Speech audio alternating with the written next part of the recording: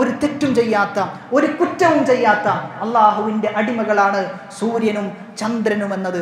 ആ സൂര്യനെയും ചന്ദ്രനെയും അള്ളാഹു സുബ്ഹാനഹു വ തആല ഒരു പിടുത്തം പിടിക്കുന്നുണ്ട് എങ്കിൽ അടിമകളെ, അള്ളാഹുവിൻ്റെ അടിമകളെ തിരിച്ചറിയണം. എന്തെങ്കിലും ഒരു തിന്മ നമ്മൾ ചെയ്യുന്നുണ്ട് എങ്കിൽ നമ്മൾ മനസ്സിലാക്കേണ്ടത് അള്ളാഹുവിൻ്റെ പിടുത്തം അത് അത്ര വിദൂരമല്ല എന്ന ഒരു സൂക്ഷ്മത നമുക്കുണ്ടാകേണ്ടതുണ്ട്.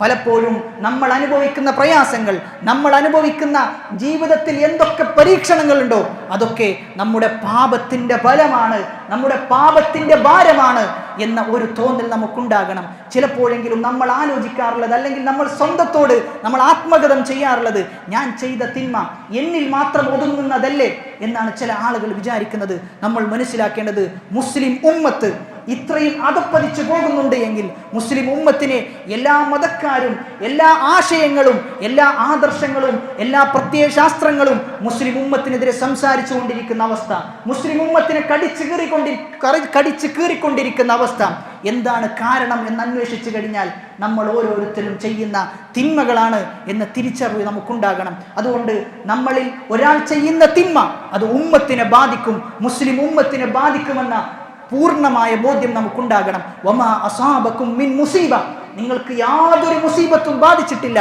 ഫബിമാ കസബത് ഐദീകും, നിങ്ങൾ എന്താണോ ചെയ്തു വെച്ചത് അതിൻ്റെ ഫലമായി കൊണ്ടല്ലാതെ എന്ന ഓർമ്മ നമുക്കുണ്ടാകണം. അതുകൊണ്ട് തെറ്റ് ചെയ്യാത്ത ഈ സൂര്യനെയും ചന്ദ്രനെയും അള്ളാഹു പിടിച്ചിട്ടുണ്ട് എങ്കിൽ നമ്മൾ തിരിച്ചറിയേണ്ടത് നമ്മെയും ഒരു പിടുത്തം അള്ളാഹു പിടിക്കും. അതുകൊണ്ട് ഭയപ്പാടോടുകൂടി അവനിലേക്ക് ഖേദിച്ച് മടങ്ങുക, തൗബ ചെയ്യുക. വതൂബു ഇലല്ലാഹി ജമീഅ, പൂർണ്ണമായ തൗബ, അള്ളാഹുവിലേക്ക് മടങ്ങുക.